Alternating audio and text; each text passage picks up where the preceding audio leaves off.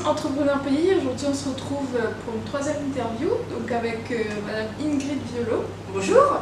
Donc, je vous laisse vous présenter face à notre groupe d'entrepreneurs. Ouais, bonjour tout le monde. Donc, en effet, je m'appelle Ingrid Violo, je suis entrepreneuse. J'ai un organisme de formation et j'interviens dans l'orthographe, l'insertion professionnelle, le coaching et éventuellement l'ingénierie de formation aussi. Polyvalence alors. Ouais, c'est ça. Et qu'est-ce qui vous a amené alors à être entrepreneur? Alors en fait, j'ai passé, comme beaucoup de gens, 20 ans à être salarié dans des institutions. Et puis est arrivé un moment, pour des raisons professionnelles mais aussi personnelles finalement, où je trouvais plus le sens que je voulais y donner et où je sentais que j'avais un profil qui ne pouvait pas s'épanouir pleinement en fait dans le salariat. Donc, et puis voilà, c'est un cheminement, hein, ça ne vient pas du jour au lendemain. Et du coup, j'ai passé 2 années en fait à me former pour pouvoir créer en fait le job de mes rêves, celui que j'exerce aujourd'hui. Où vraiment, j'ai fait en sorte d'avoir plusieurs formations qui permettent de faire un ensemble et en fait de jamais m'ennuyer, parce que moi mon problème c'est un petit peu ça, je m'ennuie assez vite. Comme beaucoup d'entrepreneurs. C'est ça. Et du coup, depuis quand vous exercez votre activité? Alors moi j'ai ouvert ma boîte le 5 novembre 2018, avant j'exerçais dans le cadre d'une coopérative, donc ça fait maintenant, on est sur, si je compte avec la coopérative, je suis sur 7-8 mois là déjà. Jeune entrepreneuse. Ouais. Super. Et du coup, pour vous, c'est quoi être un entrepreneur pays? Alors un entrepreneur pays, pour moi, c'est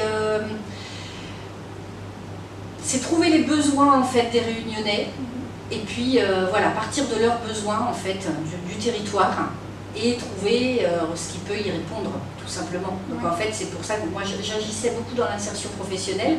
Donc ici, voilà, il y a quand même des difficultés à trouver du boulot. Je m'apercevais aussi qu'en français, il y avait quand même aussi des lacunes qui ne sont pas inhérentes que à ce territoire-là, mais qui font partie du territoire malheureusement. Et qu'en même temps, ça tenait à pas grand-chose de faire monter les gens en compétences là-dessus.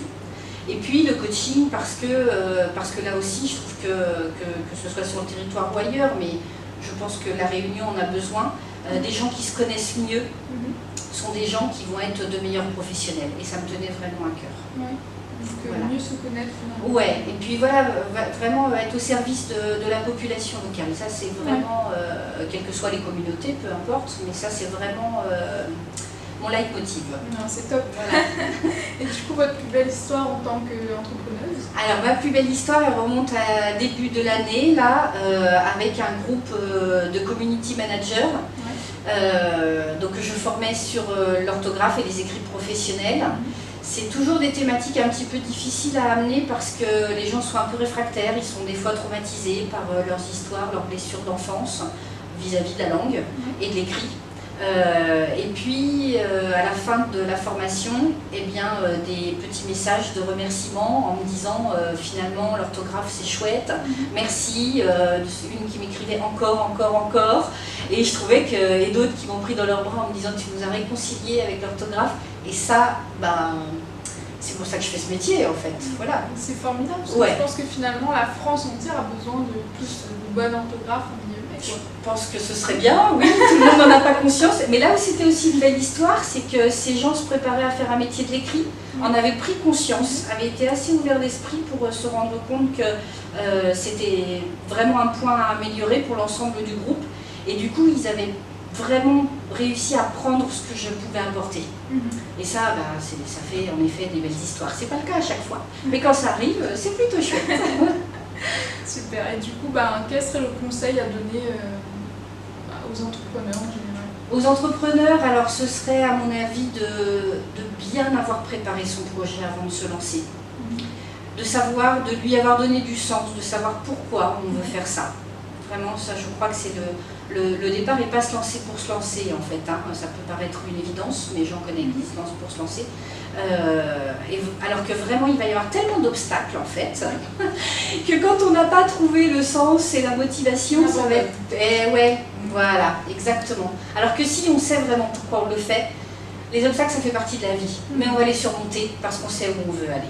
Et ça, voilà. Je trouve Très que bien c'est dit. chouette. Ok, et pour terminer, du coup, quelles sont les 3 qualités d'un entrepreneur, une entrepreneuse pour vous? Alors pour moi, parce que je pense qu'il en faut plus que 3 à mon avis. Hein, 3 mais on va se limiter à voilà. 3. Alors je pense qu'il faut être persévérant, ça rejoint ce qu'on a dit là un petit peu avant.